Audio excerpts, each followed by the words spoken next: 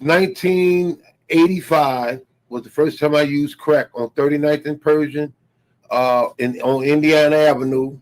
That was the first time I smoked some crack. It was, yep.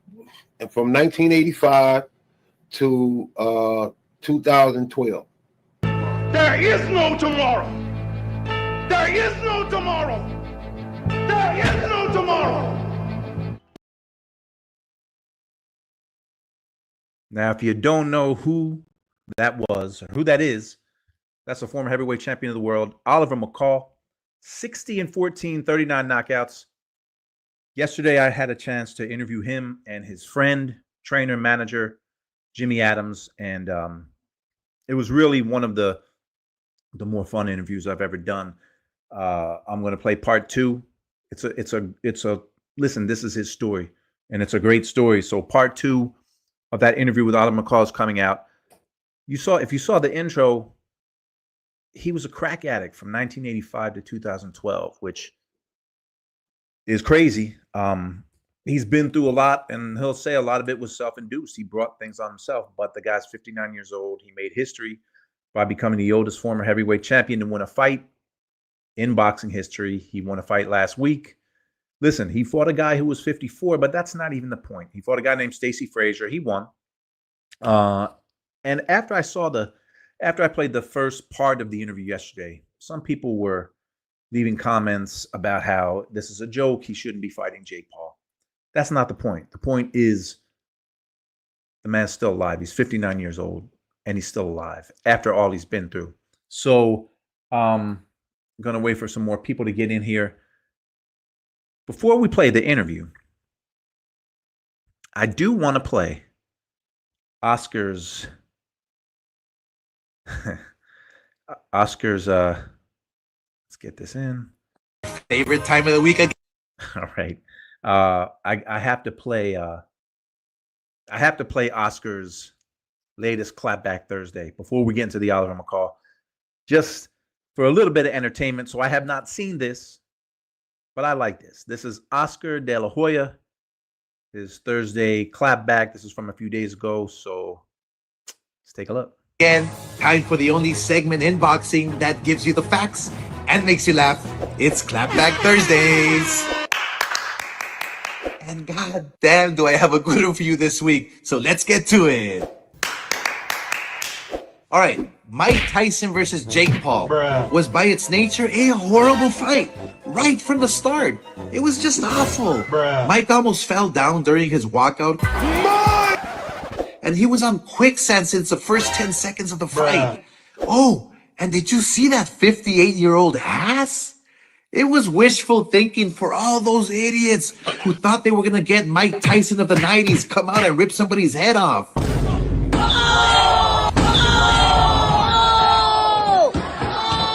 Now, everyone is talking about how staged this fight was. I do believe it was scripted, and I believe that Tyson was certainly held back. Look, I'm a fighter, and I can see it. It goes on the record, and it was sanctioned. So Jake Paul paid to get the W on his record? For what? For your own personal satisfaction? I keep telling you, if you want to be a real fighter, like you say you want to be, what are you doing? Shit, I don't even know. Like, who's next? Joe Biden? You have to fight real fighters. God, please, no! However, these are pretty good. He's up the production value on these. These are pretty good. We got the Oliver McCall. We got part two coming right after we get through Oscar. This looks like it's a pretty long one. the fight drew 65 million households, which means roughly 200 million eyeballs were watching. And the huge winners were Amanda Serrano and Katie Taylor, who put on an incredible real fight and were introduced to new fans around the world. Boxing has been in hibernation. It's like a sleeping bear. Boxing has been the most popular sport since the beginning of time. Lately, it's been Mayweather versus McGregor, who fought in the ring, not the octagon, because boxing is king. But we have to get our shit together. Fighters are not daring to be great, and we are stuck accepting mediocre fights. Come on, man. Look, being a fighter and now a promoter, knowing the ins and outs because I'm in it, I have to say it's the fighters who are killing the sport. People try to blame the promoters or the managers, the trainers. No, it's the fighters. I was one, and I can tell you that if my camp urged me to fight someone and I wanted to fight somebody else, we were going to fight who I wanted to fight. The fighters today don't think they're getting paid enough or they're scared of taking an L. For example, look, back in the day, Arturo Gotti and Mickey Ward weren't the most popular fighters and weren't getting paid the most during their time, but we respect them today because they fought their hearts out and came back for another day. The UFC fighters, they get paid peanuts and they go out on their shields. They fight like motherfuckers. But in boxing, we know the outcome of the big This is pretty fights these serious in days this one. before the fight even starts. Look at the Canelo fight. Edgar Berlanga went on a month-long victory celebration because he lasted 12 rounds. He fucking lost and acted like it was a good thing. Get some help. This is where we're at because it comes from the top. Look at the 90s. You had Brian Tyson, Chavez, myself, Trinidad. We were warriors. We fought everyone. We created sexy mega fights that everyone looked forward to watching. We were like the 90s supermodel with the beautiful legs and tight athletic bodies. We were like Kate Moss. In the 2000s, boxing had Mayweather and it became boring and defensive for a decade, just like Paris Hilton in the early 2000s. And most recently, we have Canelo, who is the most boring but most popular boxer today. Just like Kim Kardashian, who everyone wants to be like. She has no personality, yet makes tons of money. So essentially, Canelo is the king of the fattest, sloppiest, nastiest BBL era. Everything is cyclical in life and fashion. So here's to hoping we go back to the warriors of the 90s, those tight aerobic booties. And Canelo, fuck you. So there we go. That was Oscar De La Hoya. It was okay. It was okay. He made some good points. But listen, this is part 2 of my interview with the former heavyweight champion of the world, Oliver McCall, the Atomic Bull, and his friend, manager, promoter, Jimmy Adams. Just did this interview yesterday. This is part 2. It speaks for itself. He does talk a lot about when he became champion, when he knocked out Lennox Lewis, and the fight that most people remember when he had what looked like a nervous breakdown in the ring in the rematch against Lewis back in 1997. So here it goes. Oliver McCall and Jimmy Adams. Well, I know that it definitely matters who you're surrounded with, and yeah, and I don't like being around that garbage now. That's right. Bad company do corrupt good manners. So I don't like being around that type of stuff at all. I mean, under no circumstances, I try to avoid it and just let them do what they do and just be thankful I got past that stage of my life. Well, that leads me to the guy you're sitting next to, Jimmy Adams. Again, you talked about your relationship with him. You guys have known each other for a long time. How important is he in your life? Not as a manager, not as a promoter, but as a person and as a friend. Oh man, that speaks. I mean, volumes there. I was just looking at his daughter, Macy, and I was holding Macy. Macy showed me a picture of when I was holding Macy, and she was like 5 months old, and I was holding her, and now she's 19 years old, and she's big, and she run around here with her fiance, and so it's just, I mean, it's just surreal. I mean, I didn't know it was gonna come around like this, but now that it do, it's like family that was there, and a big gap went like a good 15 years where me and Jimmy went around each other. And now we come back together, man. I mean, God is good. God is good. And that's true. I'm pretty sure there's a couple other people that was in my life that really cared about me. Right. Like wishing for and hoping that I get off the drugs and alcohol and stuff like that I haven't come across yet.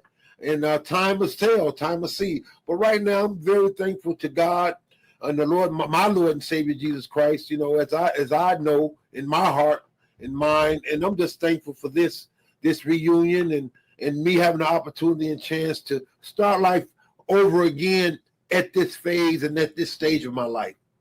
And Jimmy, talk about Oliver, what he's been through, what you've seen, and the friendship that you guys have. Well, I'm very proud of Oliver, because I have seen Oliver at his worst. And I think right now today, Oliver's at his best. And like say, my family, they call him Uncle Oliver. They so protective of him. And my wife, it was just the last fight was just a high to see. Didn't be part of what my history was with Oliver. My wife, my kids, they watch him and like I said, my wife got all his medicals together, and I'll never forget when she got all his medical stuff together and went through all these tests, for the fight last Tuesday. She looked at me and she said, I'm just amazed. And I said, why's that? She said, he passed every test. His vision is 20/20. He's healthier as a horse. And she said, I just can't believe it. And so she said how healthy he is. So the doctor says he's healthy and everything. It's 20/20 vision.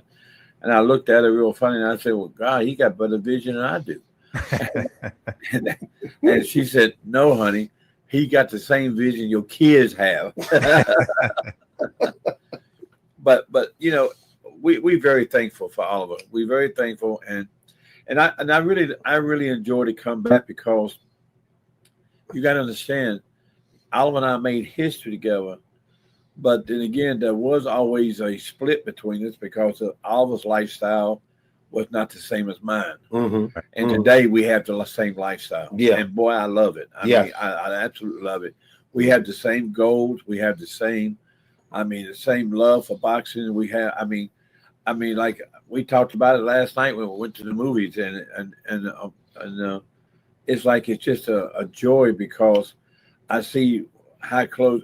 We were close back then, but now we're like brothers. Now we are very close. It's like, because, like you say, we on the same road. We on the same direction. Yeah. We both love God. We both worship God, and we know who our Lord and Savior is, and we know who to stay away from and who not to stay away from, and who's important to us.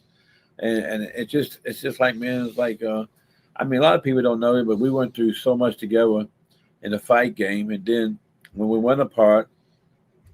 Almost in the same time, 30, 45 days apart, we both lost our son. Mm-hmm. And then we came back together, and man, and I'm just blessed. I love Oliver, and I thank God every day for it. Oliver, it is true. God is good. God is alive. I briefly told you about my mom, who was an alcoholic. She never was able to overcome her demons, and she died at 58. And the fact that you are, again, you're alive and you're healthy. These addictions you have, they don't lead to long careers. You don't usually hear about a career-long crack addict because at some point the addictions take over. But the fact, again, that you are here, you're talking, and you, by the way, you sound great. Thank you. You looked great in the fight. It's an amazing thing, and that's really what made me the most excited to talk to you, not just about the boxing, but what you've overcome outside of the ring. But I want to talk about a couple of other things. It's been 30 years since you became the heavyweight champion of the world. Of Stewart. And Larry... Down goes Lewis. They caught a short left hand inside. 6, 7, 8, 9. What is this? The WBC's referee has stopped this fight after a count to 9 with Lewis standing in front of him. And we're going to have a riot here. Jose Guadalupe Garcia stopped the fight in the second round. Oliver McCall is going absolutely nuts.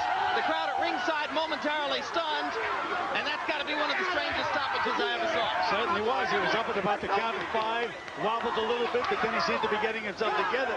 It was for the heavyweight championship of the world. You knocked out Lennox Lewis in the second round. By the way, I just watched that fight again. Mm-hmm. And, you crack Lewis with a beautiful right hand.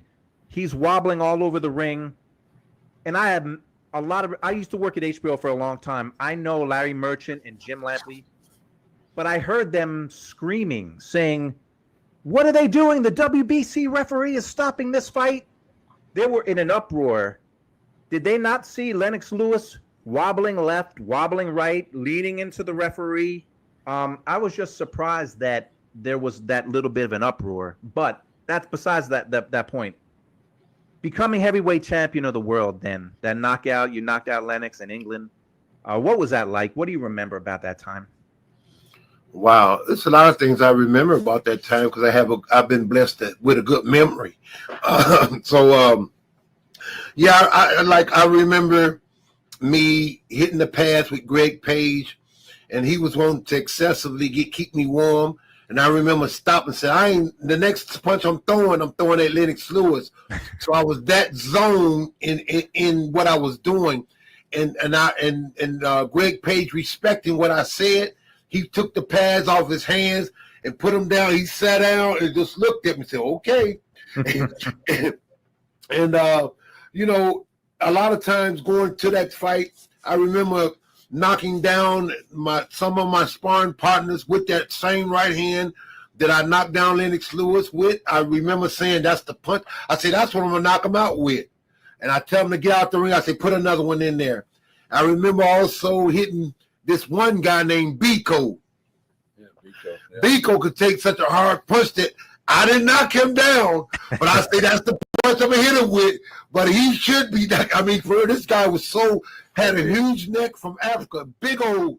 I mean, he was very sturdy. His name was Biko, and I also remember and a big puncher too. And a very big puncher. And I also remember running in the streets of Mexico because I went to Mexico training for the fight, and I was staying at the Holiday Inn Hotel in Mexico, and I remember doing a lot of running up them hills. At that high altitude. Oh, yeah. And I would, and coming back, eating me some hot burritos. And I mean, for real, I was having a good time in training camp because I used to like to really enjoy my training camps.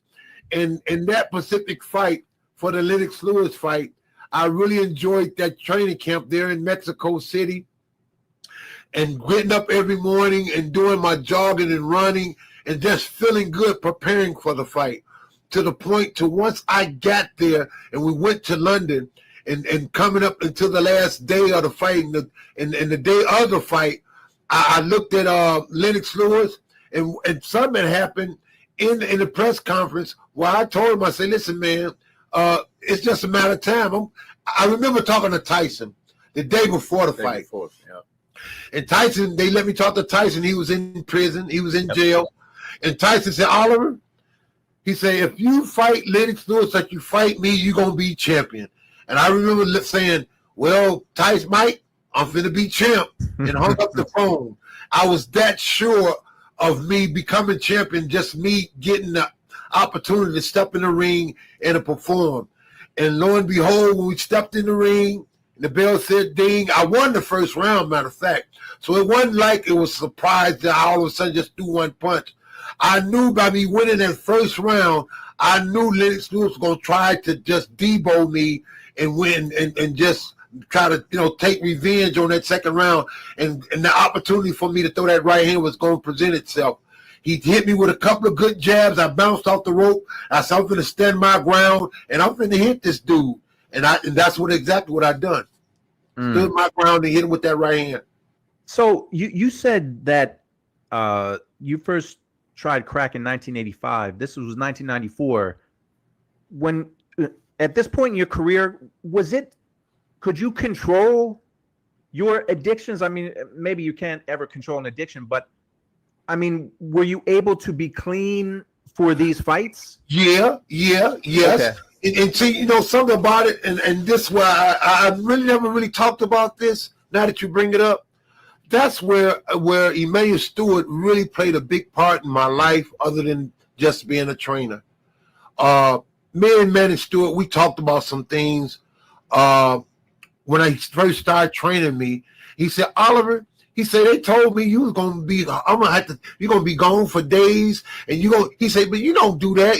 And I said, well, I said, I don't do that with you.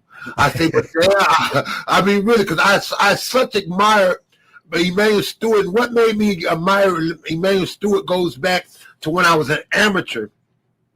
In 1985, Leroy Murphy, the former gold medalist light heavyweight champion and the former cruiserweight champion of the world, took me under his wings. Me and Leroy Murphy went to Detroit, Michigan in 1985. I was an amateur. I wasn't even a pro boxer then. And I met Emmanuel Stewart for the first time. And I sparred with Leroy Murphy. And I remember driving back with Leroy Murphy from Detroit to Chicago in 1985. I remember looking at Leroy Murphy and I said, you know what, Leroy? I say, if Emmanuel Stewart was my trainer, I'd be champion of the world. I never forget saying that. That's before I fought my first pro fight.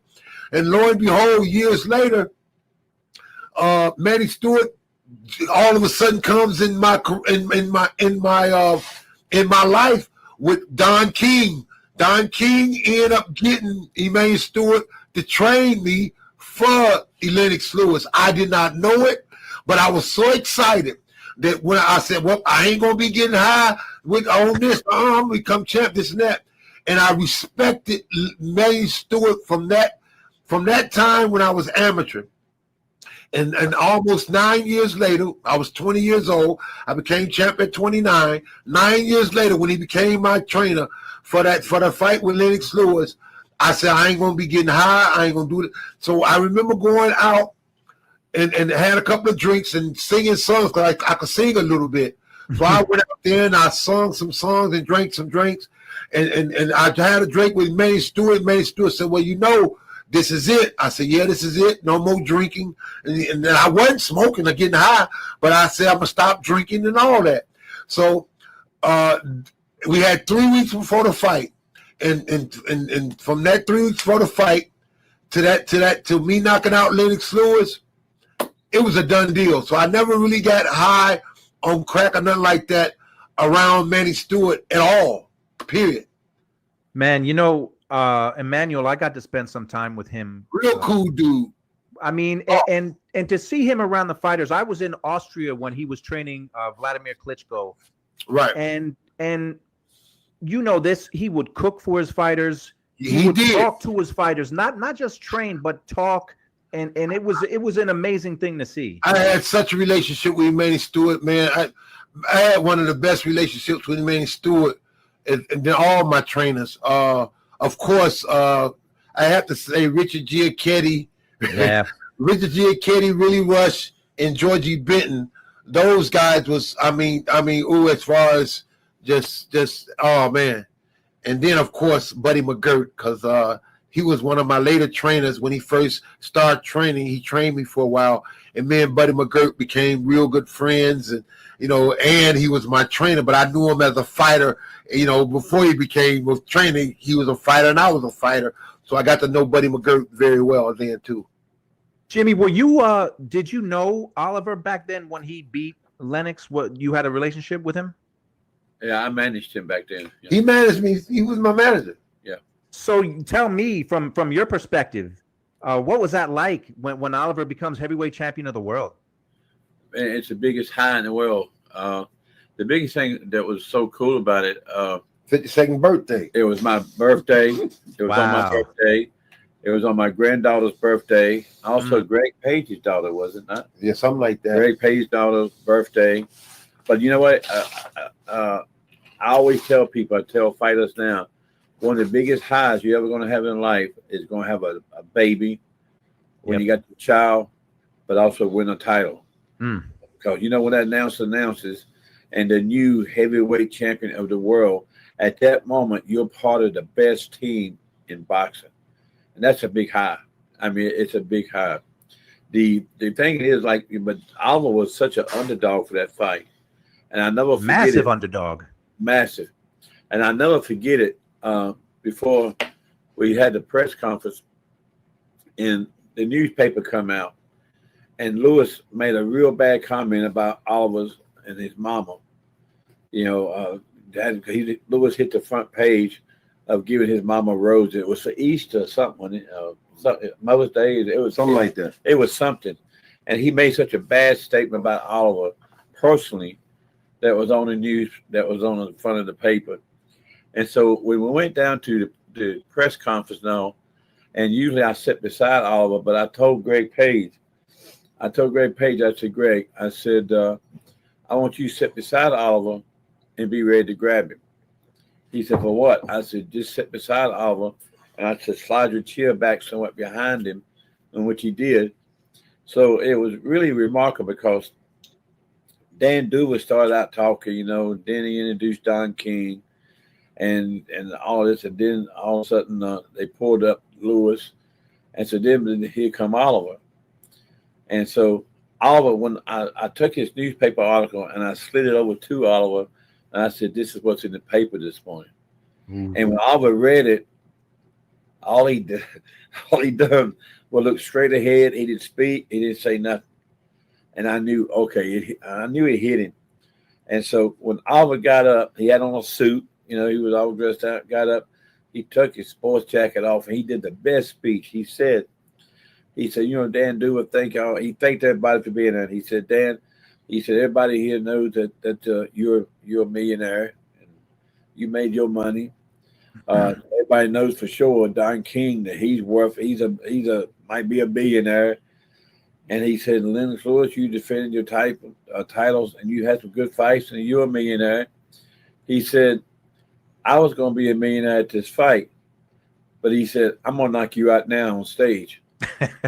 Lewis will say what you said about my mama. Mm. And Lewis, and he threatened him, and he told Lewis, now, let's do it now. Forget about my pay. It ain't about the money no more. And Lewis just laughed and sat back, rolled back in his chair, never would get up out the chair, never would come towards Oliver with mouth or nothing. But his demeanor changed. They're not crazy. Lewis' demeanor changed. His eyes. I looked at him. I said, man, Oliver just beat him. And so then I heard him say, that man's crazy. That man's crazy. And so I knew then he done lost his heart with him. Yeah. And it's just like, you know, like now Oliver said in a report not long ago, an interview, Oliver called Lewis out. He said, listen, he said, and they good friends today. They talk. Yeah, we cool. But he told Lewis, he said, listen, the first time I beat you, knocked you out. Second time I cried and gave it to you. Let's do 3 because I'll knock you out again. Mm. And so, and I think Oliver wants that for himself. I mean, he wants that for himself because, you know, Lewis hit Oliver with everything he had and did not hurt him. Did not stagger him, did not phase him. Right. But like Oliver told him to, he said, I gave you the second one. But then again, Lewis makes his comment, and I just pulled it up the other day. Lewis made a comment when he's only lost to 2 fighters, and that's Hasim Rothman and Alan McCall. Yep. And so Lewis made a comment and said, well, you know, the first loss, I revenged both of them. The first loss, I knocked out Rothman. I mean, you know, I knocked him out for revenge. And Alan McCall, I made him cry. But you know what? He can say what he wants to, but Oliver didn't fight. Oliver just stopped. So he never beat Oliver. Oliver, like he said, Oliver gave it to him. So Oliver has asked, they both the same age. They're both 59. They say Lewis is in good shape. They say he's back in the gym training now. There was a possibility that he went there and he was interested in fighting Tyson if Tyson beat Jake Paul. But I think that Lewis was just like the rest of us. We did not know what was going on with that fight. You know, we had suspicions, but nobody knew for a fact till we all watched it. Mm-hmm. Well, you know, you bring up that second Lennox fight, and Oliver, you become heavyweight champ by knocking out Lennox. Excuse me. You defended against Larry Holmes, and I was shocked when you lost to Frank Bruno. But then in '97, you and Lennox are fighting for the vacant belt. And if people don't know, that was one of the more bizarre nights in boxing where you seem to just have a breakdown in the ring. Something wrong with Oliver McCall. He's near tears now. He doesn't really want to fight. He's crying in his corner. I've never seen anything like this. He's overwhelmed with some sort of emotion. It's almost like you're watching a man come apart at the seams. Well, in a life filled with crises, Oliver McCall is having one right now before the eyes of the world, and it's placed Lennox Lewis in an awfully difficult and awkward position. Lewis doing what he has to do. This isn't right. You wonder how much longer Mills Lane will allow this to go on. And that's going to be it. Well, I've seen some strange things in boxing. That is surely one of the strangest. What was your life? What was the circumstances going into that second fight? And do you even remember what happened during the fight? Should you have been in a ring that night? You know something? Looking at being blessed, first of all, to live to see 2020. I ain't gonna 2020. If I had to pick a year, the things that I heard about a lot of different people telling about other people, a lot of stuff that was hidden and unseen became, surfaced. Everybody got to telling on themselves and their other people. That happened in 2020. And if I would have known the world was like it is now, as far as people doing the things that they do to other people, I think that I would have been better off to handle that type of fight in 1997. But in 1997, so much stuff that was under the current of what was going on and how they was trying to make things happen for themselves and the outcome that they wanted to have and see happen in that professional fight, that Pacific fight. I remember calling my kids and telling my kids don't even watch the fight. I called my oldest daughter and I said, don't y'all watch the fight. Now knowing that my kids definitely watched the fight. They didn't listen to me. They watched the fight, and no telling how they felt about it when they watched the fight now. Looking at just the things that has been revealed about human beings. So right now, I'm not. I got over that years ago. Of course, I got over that. But now it was a stigma that they always brought up for like 10 years. I mean, from 1997, well off into the 2005, 2010, they still, I remember you when you cried, and that didn't die down until just, I would say, about 7, 8 years ago. And that's when it stopped. People started to do other things and talk about other things and do some of the other stuff they do to other people. So right now, I'm not surprised as far as, it's the things that they said I had to do for preparation for the fight. They were setting me up to lose anyway on both angles, not just from the London angle, from the American angle. Their intentions was to humiliate me, period. That was it. I mean, by any means necessary. I've learned to get over it. I also learned to see some stuff that's happening now that don't surprise me. And then it's also made me stronger to face some of the stuff that if by any chance I do live another 5 or 10 years, I will be blessed to endure some things that other people are jumping off the bridge, shooting themselves and taking overdoses intentionally. So it's some things that I've been blessed with through the stuff that I endured, that now in 2024, I'm more stable than a lot of people that didn't have to go through the stuff I went through back then. Very true. Right. And so I have compassion, because you're supposed to forgive and forget. But in reality, you can forgive, but it's kind of hard to forget, especially when things kind of backfire on people that then thought that you would be dead and this and that. And I'm like, wow, they thought I'd be, for instance, I read on the internet that in 2002, 2001, I knocked out Henry Akawande, I think in November, in late in 2001 in Las Vegas. They ranked me, they had the rankings for the top 10. And then they ranked me back in the top 10. They said, you know what? We hate to rank him. We thought he'd be dead by now. And I looked at it. I said, wow. And they say, but we got to rank him because he knocked out Lennox Lewis. I mean, he knocked out Henry Akawande. And I was ranked in the top 10. And I think Henry was ranked like number 4, Right. 3 or 2 or something like that. Yeah, he was up pretty high. Right, He was right. up high, and so they had no choice. But Oliver's always, him as a champion, was always the underdog. Nobody ever really, I mean, he always had obstacles to jump, no matter when he won the title. And one more thing I just want to say on that is, even with my family, my immediate family, you know, I read in the Roanoke Times. It was the Roanoke, Roanoke Times, where I read in an article where my wife said in this article, I've taught my children, our children, which is, you know, those are my children too. You know, those the kids I had with my wife, and it had my wife saying a statement. I taught my children how to get over the death of their father when he dies, blah, blah, blah. And when I read it, I like, that's, and not knowing that I'm going to have to bury my own child, Oliver Jr.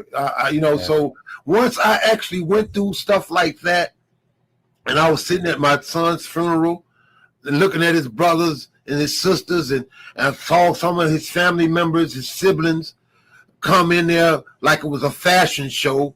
You know, I'm like, this is a funeral of their little brother. And look at, it just kind of really, it brought the reality of what life's about and how people can take, how people is. I mean, I'm talking about people, strangers. I'm talking about family members. Wow. Well, I have 3 children, and they're all, thank God, they're all healthy and alive. But my brother was 20 years old when he died, so my parents went through losing a child. So I can't imagine. Yeah, it was hard. It's Worse. the hardest thing. Losing a And child. you is too, the Jimmy. hardest Just losing a child just is. You know, you always been told as a young man, the hardest thing gonna be to lose your mama and your dad and this, that, and that is hard. But when you lose a child, it's devastating. It is so hard to bury your own child. So hard. And it never leaves you. It never leaves you. Never leaves you. Right. Well, the one final thing on that fight, that second Lewis fight, and not to belabor it, but I'm on the outside now. I'm talking to you, but on the outside, everything I read, and you can tell me if this is wrong. It was that you had just gotten out of a drug rehab, that you didn't belong in the ring, that the dirty side of boxing made you get in that ring because a lot of people could make money, and you had no business being in that ring, and that's why what happened. Is there any truth to any of that? No, I wouldn't say it like that. Although who knows as far as the main thing that really made me get in that ring on that is that I had to pay some taxes, and I really wanted to pay my taxes because I was behind on my taxes, and I think I owed about $1 million in taxes. Wow. And I did, and I wanted to take, and I ended up most of that money that I got off the actual fight, the second fight, I paid my taxes because I wanted to pay my taxes. You know, I felt that, I was blessed to become champion, and I was blessed with a lot of money, a lot of property, a lot of cars and stuff like that. And I thought that I should pay taxes like anybody else. So I really wanted to pay my taxes, and that was the main reason why I really fought that fight, to pay my taxes, and because I owed over $1 million in taxes. Well, you told your kids not to watch the fight, so I believe they watched it though. Like I said, but you told them, I'm assuming, because you didn't think you were going to win that fight. Well, no. I had they had me to see a psychiatrist named Dr. Burley. Dr. Burley. And then when I went and seen Dr. Burley, I told Dr. Burley about what was going on, about some of the things that was happening. And I said, if I need to take some medicine or whatnot, let me know. And if there's something wrong with me, let me know. I'm willing to take the medicine to get better or whatever. And then what the final results was, I said, well, what's wrong with me? He said, and I said, I told you what was going on. He said, Oliver. He said, there ain't really nothing wrong with it. He said, but what if they stop doing what you think that they supposed to stop doing? What you gonna do? I said, well, if they keep doing what I told you that they was doing, that got me here in the first place, I say it's gonna be a time in that fight where I'm gonna stop fighting and I ain't gonna get knocked out. And he looked at me, Dr. Burley, and said, how you gonna do that? I said, I don't know, but I ain't gonna get knocked out. Now that's documented. And I okay them to go off into the records because the psychiatrists whatever don't supposed to reveal Right. But I okay that right now to go back whoever want to do that and go back and say wait what was that true? And they say yeah he told the psychiatrist he was gonna stop fighting and wasn't gonna get knocked out and he said how you gonna do that? I said I don't know but I ain't gonna get knocked out. And soon as I left the office and whatnot, that's when I ended up calling my daughter. And I said, don't let your brothers and sisters watch the fight.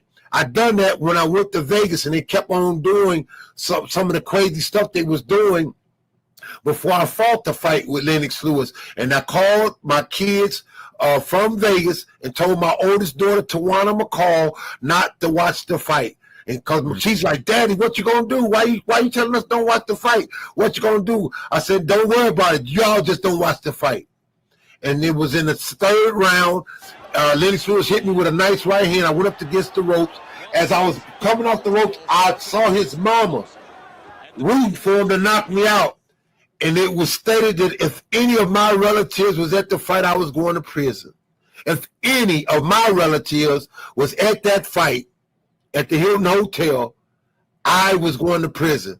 And when he hit me and I saw his mama rooting for him, I was like, nah, my mama couldn't come. If my mama was around in the house, I'm going to jail. So that pissed me off, and I stopped fighting.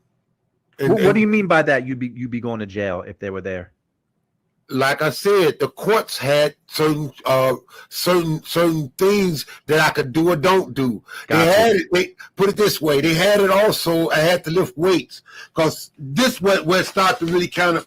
First of all, I went to a gym. I'm training, and then they had women. See, now I'm already addicted on crack cocaine. I was addicted. They had women from the strip club all in the gym, distracting me. So I said, wait up, I can't train for this heavyweight fight. And I got stripped. I got these women around here with no clothes on. They go boxing. I'm supposed to know who they kicked out the gym? Me.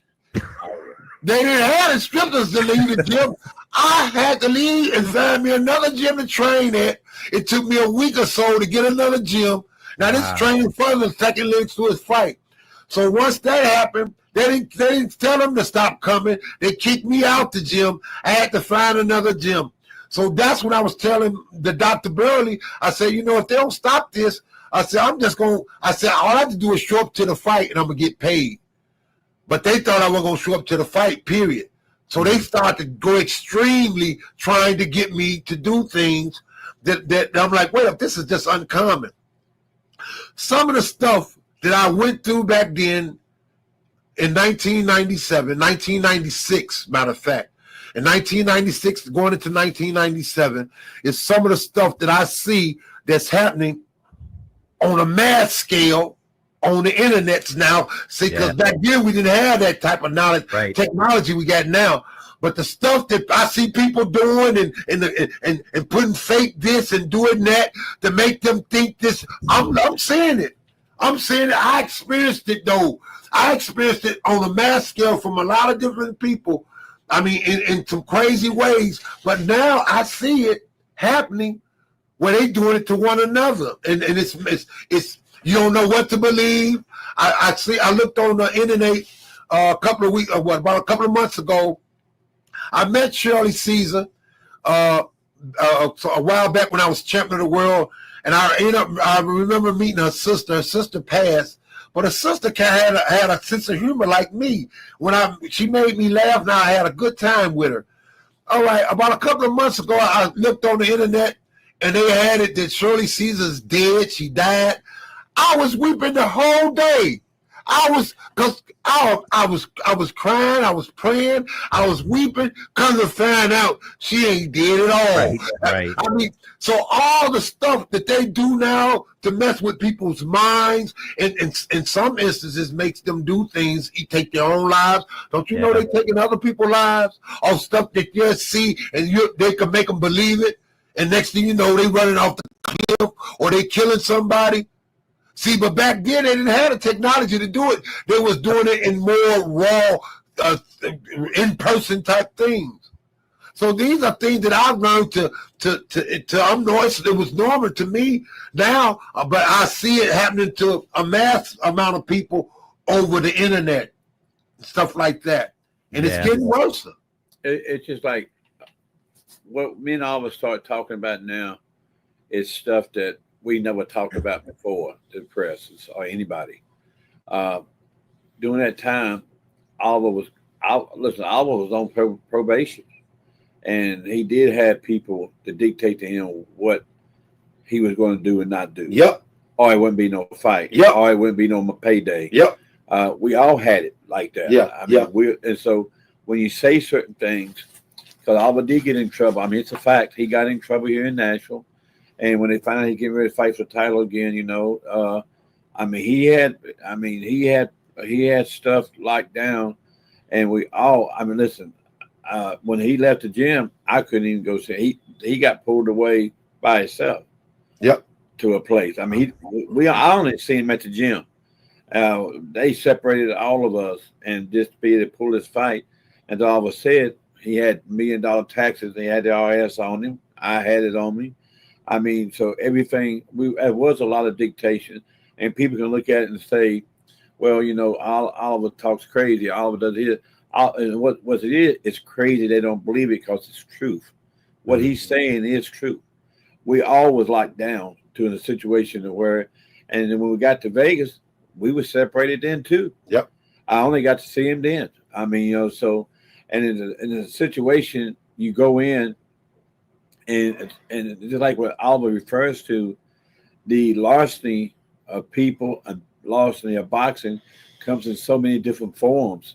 No different than what the Jake Paul and Mike Tyson. I mean, Jake Paul had full control of what happened. Yep. Full control. Yep. So what happened when that happened to Lewis too, and you have to understand too, God bless Emmanuel Stewart. We both loved him and this and that. But when Oliver fought Lewis in London, it's a known fact that Emmanuel already cut a deal before the fight to train Lewis. Yep. The deal was already cut. Yep. So that was something. And then in the second fight, Lewis was across the ring from us. Yep. Yeah. And but Emmanuel Stewart cut that deal before he won the title. Yep. And I didn't talk to Lennox. I didn't talk to Emmanuel Stewart after the fight when I knocked out Lennox Lewis. I didn't talk to Emmanuel Stewart from that day to the day to the press conference of me fighting Lennox Lewis in '97. And this is stuff we've held in. We ain't talked about. But, that's why when Oliver does talk about it, and it's the first time I'm speaking out a local about it, because I used to get asked all the time, what happened? You know what? Oliver shows then, just like he's showing now, how real strong he is, because as a lot of fighters today couldn't went through this, but could not have went through the shit he went through in '97. Right. Go through that today. There's a lot of younger fighters today could not went through what this man went through. And not only that, like I say, what he's saying is true. But he was locked down totally. He was locked down. I'm going to tell you something. Georgie Benton, one of the trainers, I've never told this story. We come to the hotel. We stay in the Crown Plaza downtown. And like I say, after Oliver trained, man, they took him back to facilities. Who was it, real quick? When you keep saying they locked him down, they did this. Well, he was in trouble. You don't want to say who, but I'm not going to pinpoint and call names. I got but you. he was locked down. I mean, he got in trouble. Yeah. He was on somewhat of a probation where they took over him doing, or he would go to jail. Right. He had a choice. Yeah. If you go and fight, make money, pay your taxes, or you go to jail. And that did happen. It was a stipulation through the court because I got in trouble with the tree, I think, or something like that. Yeah, a Christmas tree. Yeah. It's a Christmas Crown tree. Plaza. And then the biggest thing about that, everybody talked about how he picked his tree up and threw it across the lobby and this and that. Then he went outside, the cops. I mean, it got crazy. Yeah. And so the next thing you know, he's locked up in jail, and we got ready to go fight for a title. But what happened? The tree was so top heavy. Oliver walked over to it and he was fussing, but he touched the tree, and it was so top heavy the tree just fell over.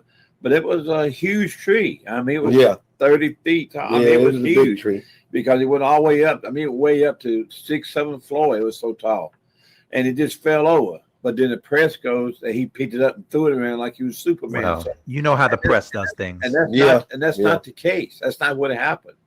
And so then I never forget. And then when it all come down, and we had a choice to make, do we fight and go in these circumstances, or do we not fight?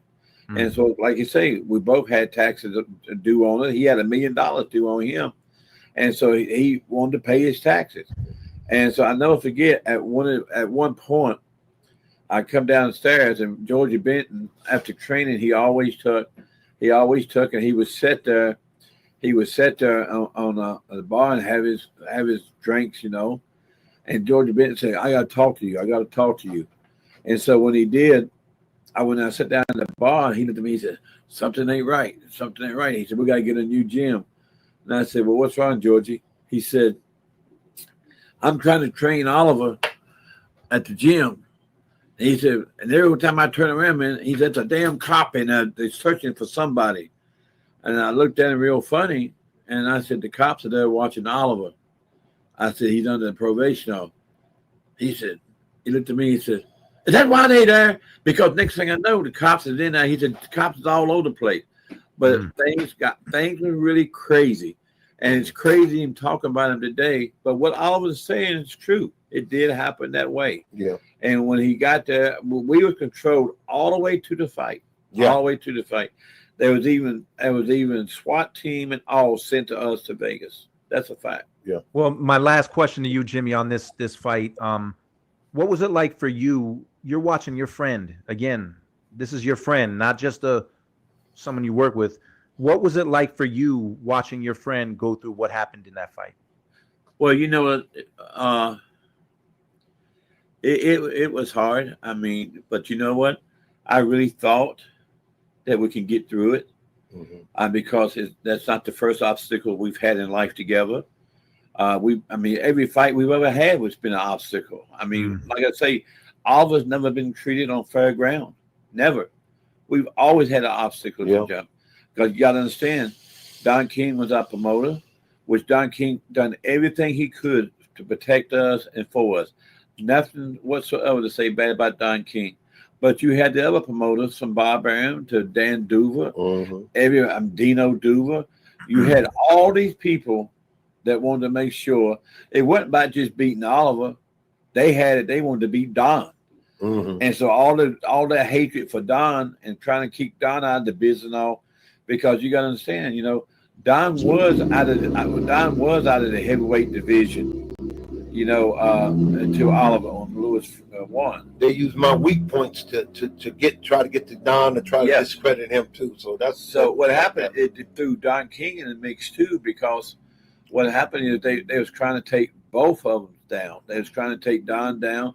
They was trying to block Don from this. And every time, listen, we went into that fight with a lawsuit with Dino Duva out of New York. Yeah. We would everything that could go wrong in that fight went wrong, but we really thought that, and really, in all honesty, if we felt like if we didn't fight, we gave in to them, and Don and all of us would have just lost.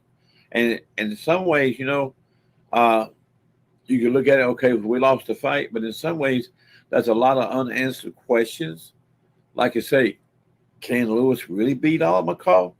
Because he hit him with every punch he had with all of his hands by his side. Yeah, he and did. Then he staggered him. Can he really beat him? I have to say, even today at 59, he cannot. He cannot hurt Oliver. And you got to understand, based upon everything too, today, by the grace of God, I feel like, okay, now the truth's coming out. After all these years, people can go back and look at Oliver and say, well, you know what? He wasn't as crazy as they said. I'll never forget, after the fight, the whole, you got to understand, what people don't understand what happened in that fight. It's not just the fact that he lost that fight. The whole world suspended him. Yeah. Not just Vegas. Everywhere in the world suspended his license. Yep. He couldn't fight nowhere. And I'll never forget, George Foreman walked up to me and he said, what he needs right now, he don't need ridicule. He don't need nobody running their mouth about this. He just needs you to embrace him and embrace him and come out of it. Yeah. And that's what we did. We embraced each other.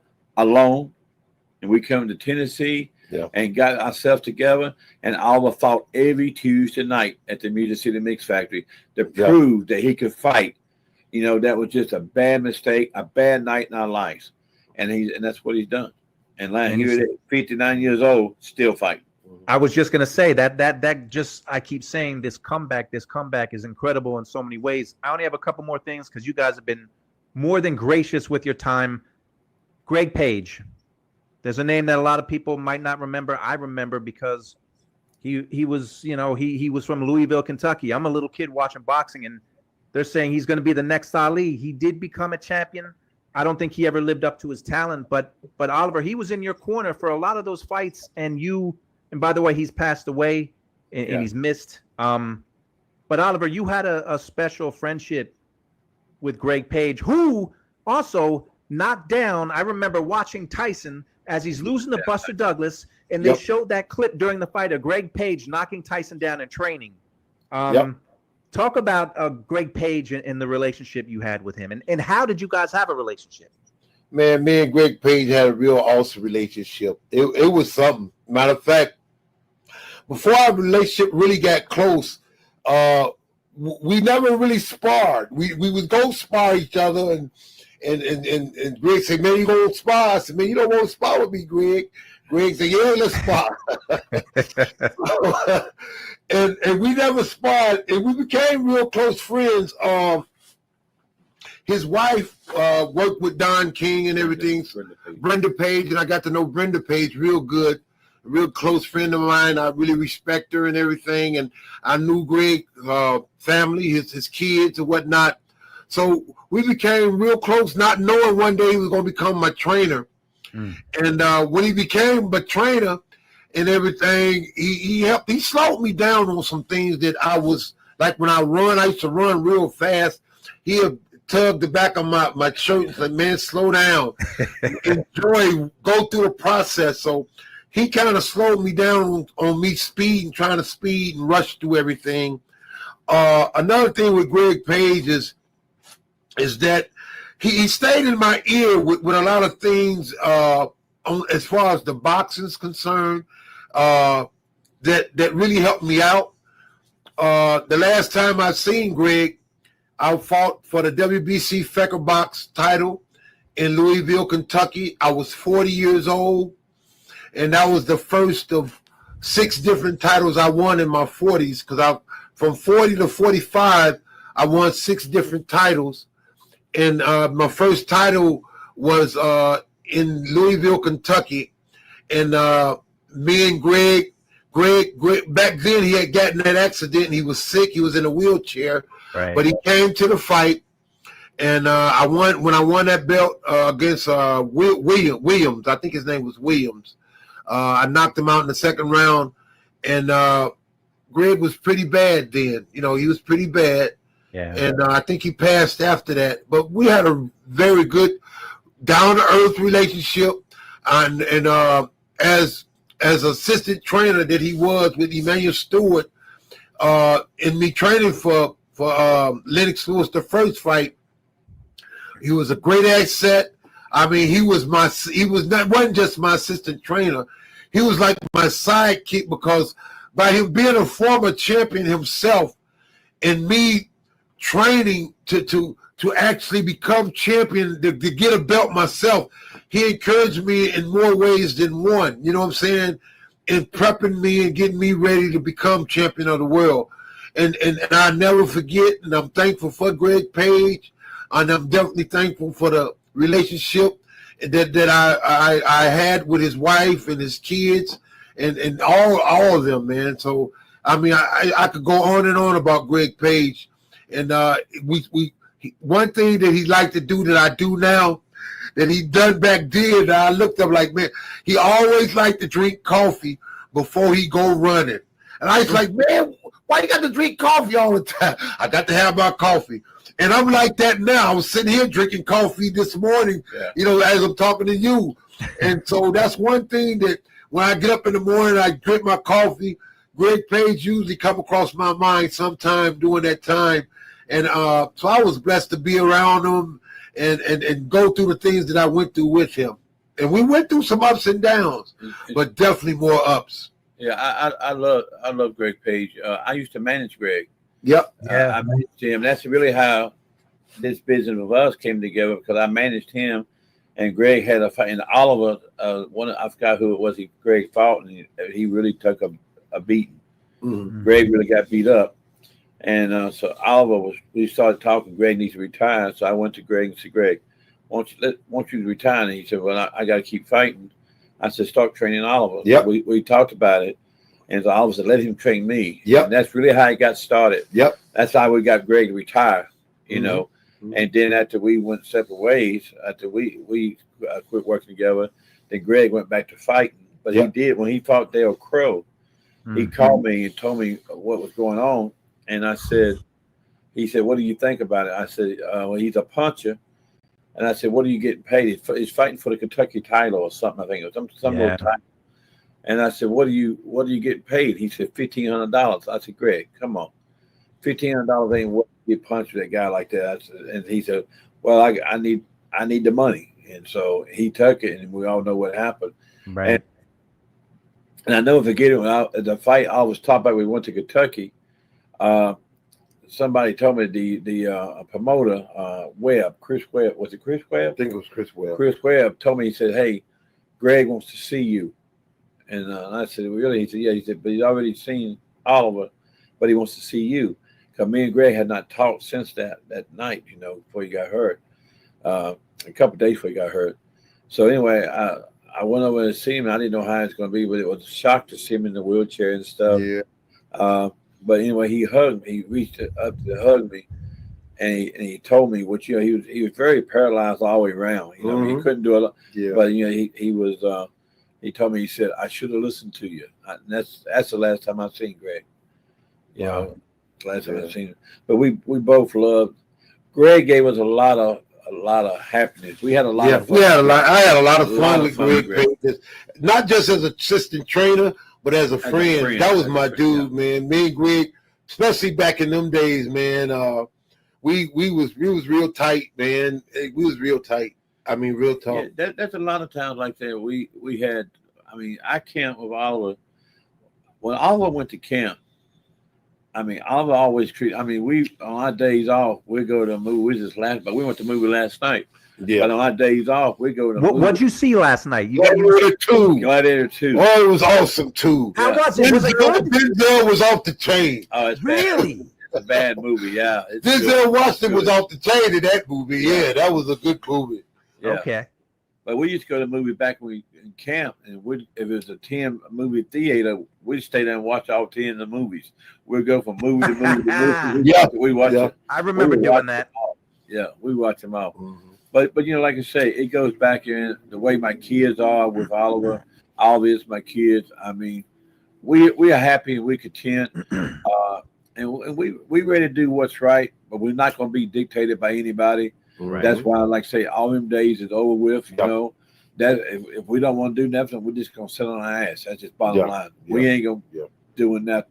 So everything that happened right now, I don't think neither one of us can tell you what's going to happen in the future, except for the fact we're going to work together. And that's number one. That's number one. We're going to work together. He's whether we fight or not again. I mean, really, we're going to do some things. We're going to train fighter. We're going to make champions. Yeah. So we will be back. We have some great fighters right now, a great potential to be world champions. Yeah. And I mean, we already start calling out other people. We got a heavyweight. I mean, we got about every weight. Yeah. And everybody knows from our past, when we come to fight, we come to fight. We're gonna make some noise in this boxing industry. We don't come to lay down. Your fighter better be ready to fight, because we're gonna put them to the test. Well, Oliver, and it's amazing you came back in boxing, but again, the comeback in life is something that it's hard to even put it into words what you've done. And before I let you guys go, I got to ask you, Jimmy, Oliver, you fought on something called Country Box. If you don't know what Country Box is, Jimmy Adams is the CEO of Country Box TV. Tell us what Country Box is and how people can watch it. Well, right now you can go on USA Today, Fight TV, Triller, countrybox247.com. You can go on there and go back and watch old shows and all in full length and all fight pictures and stuff. But country boxing is country music and boxing, pro boxing. It starts off, with an introduction of what's coming up, with Mark Abers and Albert Hainsworth and Mike Rogers. And what's happening is it starts off, with 2 songs, then it goes to 2 fights, then it goes back to a song. It's a 3-hour show that's really moving fast, and people enjoy it. The effect of being there live is a lot different than watching it on television.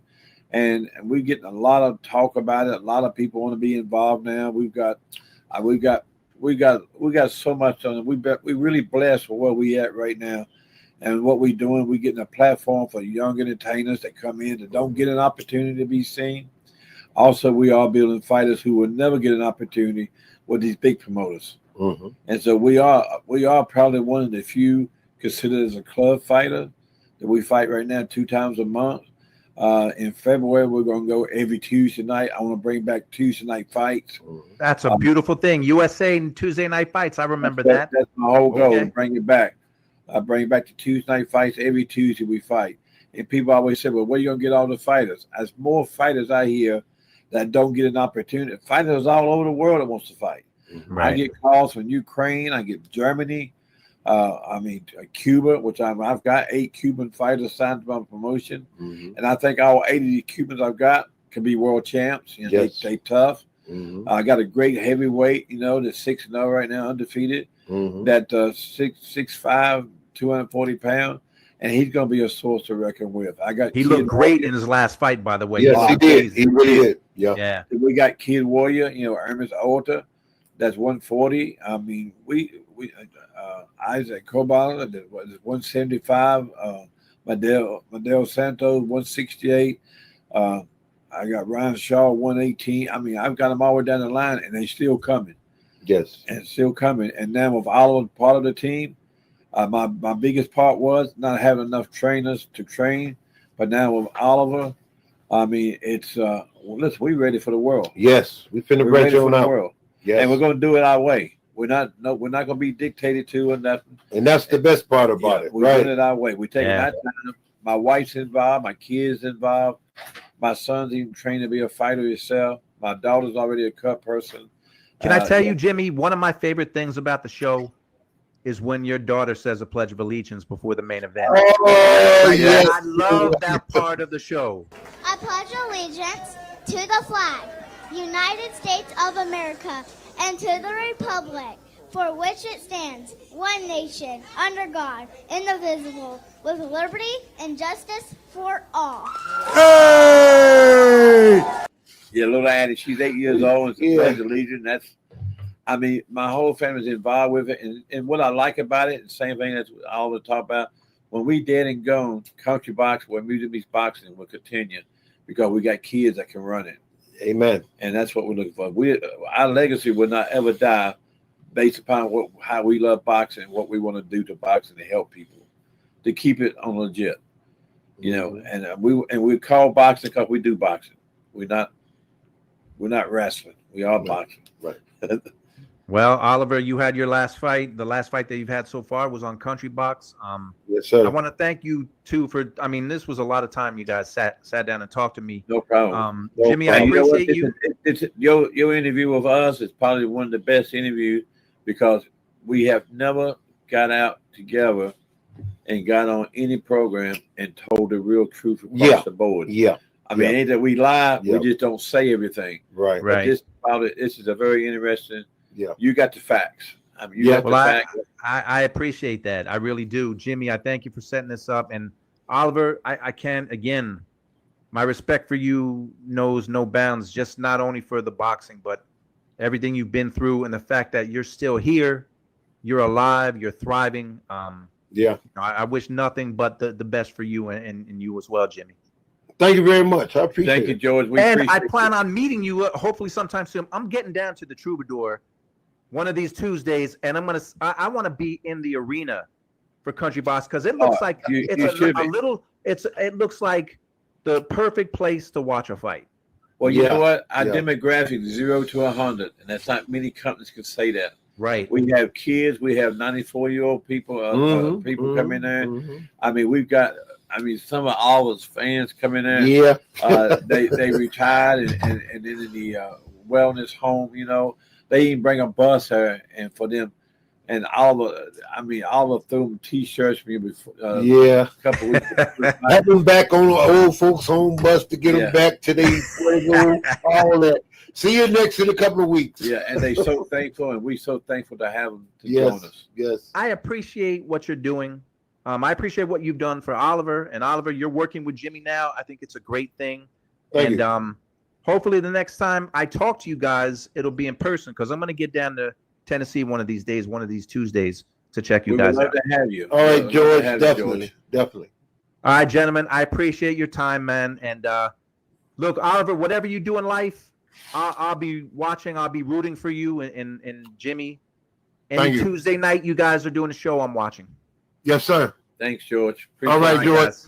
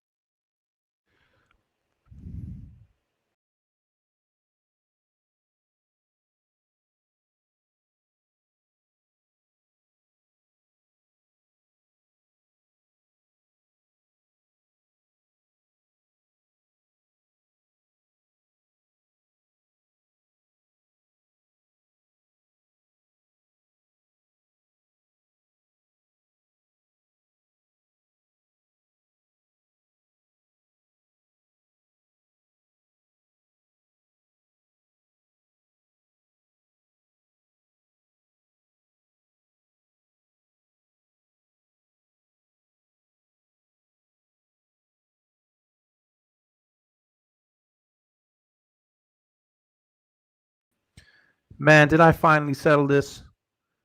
Can you hear me now? Am I back? Is my audio working? Because I have no idea what just happened. All right. Bruce says fixed. So there you had it. That was a former heavyweight champion of the world, Bruce Seldon. Listen, I was reading some of the comments in here. I'm a firm believer that people have their opinions. You should have your opinion, as long as you don't get ignorant. You know, I let people say what they want, but my objective with Seldon, Bruce Seldon, was Bruce Seldon. See, I'm thinking old school heavyweights with Oliver McCall. Sorry, I know Bruce Seldon. With Oliver McCall was to let him tell his story, and Jimmy Adams, his friend, tell a story. Now, look, we all know what boxing is, and the reason why I love boxing is because of the fighters, not because of anything else. A lot of people say he's 59 years old. He shouldn't be in a ring. Well, here's the reality. You guys know the reality. Boxing's the only sport where I can't say, hey, I want to be an NFL player. Fill out some papers, take some tests, and I'm on an NFL team. But in boxing, you take your tests, you pay for a license, you pass all your medicals. Guess what? You're a pro boxer. That's just how it is. Now, look, who did Oliver McCall fight? He fought a guy named Stacey Frazier, who was 54 years old, who had a losing record. He wasn't in much danger in that fight. So you have to look at the matchmaking. I don't think that this is a long-term play for them. I think that Oliver McCall is trying to get his life back on track. It seems like he is. I think he's going to be training fighters. I think that's what he's going to do in this look. But the fact is that money makes the world go round. So is he trying to capitalize and trying to get a fight with Jake Paul? If you haven't noticed, everybody's trying to get a fight with Jake Paul because that's where the money is. Now, should a 59-year-old fighter be fighting against Jake Paul? That's people who have their opinion. I want the guy to get his life back. But I don't think he's going to fight Jake Paul. Jake Paul's not going to fight him, I don't think. And who knows if you see Oliver McCall in the ring again. But he was fighting a 54-year-old guy, which one of the announcers on Country Box didn't even realize that Stacey Frazier was 54, and he said it on air. You're like, if you don't know, don't say it on the air. Save that. Don't say it on the air. He said, I didn't realize. Everybody realized it who was watching that fight. But good for Oliver McCall. The stories are just, he lived through some stuff. The crack addiction, the drugs, the alcohol, the women, the poor choices. He's had some life, but to hear him talk again, my thing with him was he's 59 and you don't hear about old crack addicts usually or old drug addicts because they usually die before they get old. So listen, I'm not going to stay on here too much longer, but let me drop a link in. But some people, look, it's okay to have an opinion. It really is. It really is. But there's a link. I'm going to stay on here a few more minutes because that interview was over an hour. But and Boxing Scholar, I respect you. I do. And Greg Page turned out to be a tragic story, but Greg Page was not a knockout. I know what his record. I know he had 48 knockouts in 58 fights. He was not an Ernie Schaefer's or a Jerry Cooney or a fighter like that. He was a boxer puncher. I got my man Bruce. Bruce, I can't see you. Good interview, George. I think we lost power today in my area. A car hit a telephone pole. The transformer blew. Boom! Ooh. And the neighborhood was black for about 2 hours. Anyway, I came back and my second screen, it's got like some kind of a capacitor or something's wrong with it anyway. But anyway, it's not starting on me, and I have to go back there and shut one camera thing off and go on to a gotcha. So anyway, I think I look prettier like this anyway. But George, that was a great interview, man. That was very, very insightful, man. It was cool, bro. I mean, damn, that's boxing history right there, bro. Yeah, yeah. Oliver McCall, and yeah, I mean, he brought a lot of this on himself, but the guy's been through a lot, man. And I kept talking about his comeback, and I really didn't mean it in a boxing sense, just his comeback in life. Bruce, usually, I mean, when you're addicted to drugs, you're not usually an old addict. Usually you die or something tragic happens, and he says he's clean, and he sounds good. I root for the guy, man. He made a lot of bad choices in life, but he's still here. Oh, yeah. Well, did he say how long he's been clean? Yes, he's been clean. He said that he's been clean since 2012. Oh, that's 20 years, man. That's that's a good chunk of sobriety under his belt. And if he means that, he looks like he's doing the right thing. Him and Jimmy, they look like they're made for each other, man. I mean, they look like they're good for each other. Because I mean, let's face it, he's not a kid. He's 60 years old. They're both, Yeah. and Jimmy is older than he is.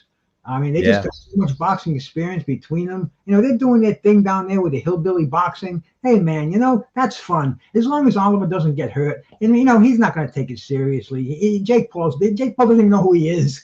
He doesn't. Jake Paul has no idea. He has no idea who he is.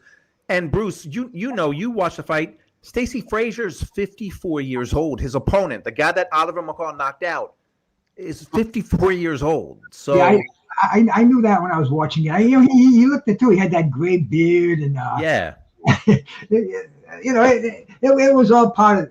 See, we're in something different right now, George. We're seeing Mike Tyson, we're seeing Oliver McCall. I mean, dude, what are we back in the 90s, the 80s again? This is not real boxing. So let's not mistake this with the era we came from and what we really want to see now. This is sideshow stuff. it really is. It is sideshow stuff, but like you and I, we like the stories, man. I just like to talk to guys like Oliver and hear them talk. And I had to bring up Greg Page because I know Page was in his corner, and he talked about Greg Page. And Greg Page is another guy. Just, man, what a tragic ending, man. It's just it's a rough sport, man. I love Greg Page. His first defeat to Trevor Burbick on the Jerry Cooney, Larry Holmes undercard. It was like, whoa. And he was groomed. He was going to be Larry Holmes' next opponent. Yeah. And after that, it was such lost potential there. He was Muhammad Ali 0.2, but it just didn't pan out that way. Greg Page had just so many run-ins with managers and Don King. But like you said, he did win a heavyweight championship. He went to South Africa against better judgment, and some people chastise him for that. What can you say about Greg Page? But such a tragic ending, the way that he died.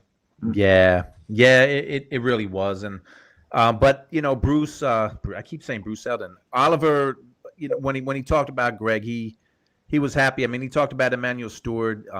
He's got some good stories, and I don't think that he's gonna be fighting too much longer, or he'll fight guys like Stacey Frazier. I mean, I think he wants to get into training. He is working with Jimmy now. Some people in the chat thought that Jimmy is taking advantage of him to make money. I don't think so. But look, they all want to make money. You heard Jimmy. They're calling out Jake Paul. I want to fight Jake Paul. Everybody wants to fight Jake Paul. But you're right. Jake Paul does not know who Oliver McCall is, and honestly, I don't want to see Oliver McCall in the ring with a young fighter. No, but see, they all have that spark inside, and I know because I talk to a lot of retired fighters, and they all think they got that one more in them, and they look at the money that just blows your mind. They're 20 times their entire career in one night is being made by fighters from their era, and they're fighters at heart. You can see Oliver. I mean, Oliver, he's not kidding around. He's very, very loves to talk, very, very articulate. But then when it comes right down to nitty gritty, he's serious as hell. He's serious as a heart attack. He thinks he's got one more in him, and he'll probably go to the grave thinking that. But man, when at that age, you're going to get there pretty soon, and you're going to realize that you're going to wake up in the morning and things are going to hurt that you didn't even know you injured, and you don't feel the same. You feel sick some days. Some days you feel good. Father Time is no friend to a boxer, and man, Oliver McCall, but just a treasure. You having him up here, man. You know, I can't wait to hear him again. Just great stuff, man. Great stuff. Yeah, and that's why I didn't spend, like, the bulk of the interview wasn't talking about Jake Paul and tell me why you want to challenge him. You know, it was about his history, because he had that knockout over Lennox to become heavyweight champ where he was a gigantic underdog. And Bruce, I watched that again, and Lampley and Merchant were going crazy. They were saying it was crooked, it was a fix, you know, he shouldn't have stopped it.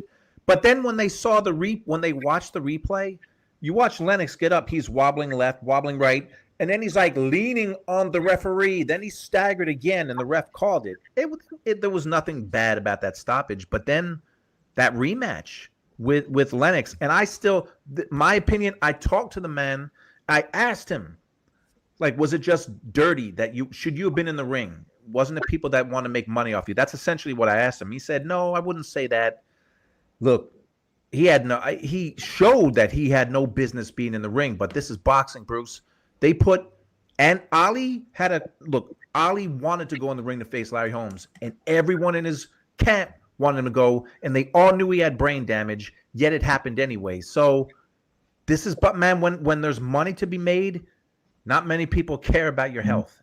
The fighters don't. That's why they need people to look out for them. And when the people looking out for you don't care about your health, what are you going to do? It's a cruel sport. You know, I mentioned it in the chat.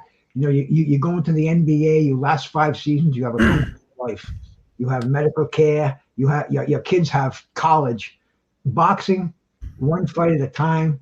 You lose, you go to the back of the line. I mean, it's a cruel sport. And you can see why these young fighters today, they don't want to take chances.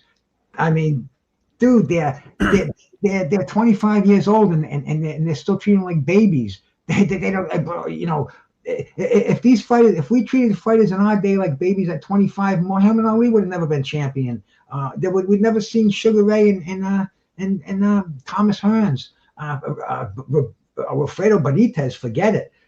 They wouldn't even acknowledge somebody that young being a world champion. I mean, they want to protect that L. They want to make the big bag, and they just want to be an internet sensation. It's not boxing like we knew it, George, and that's why I love this. I love listening to him. I love listening to Oliver McCall. And you know what I want to hear? You're mentioning Bruce Seldon. I want to hear him talk about that fight with Seldon. Seldon was undefeated. Seldon was the next Ali. This guy dances. This guy can hit.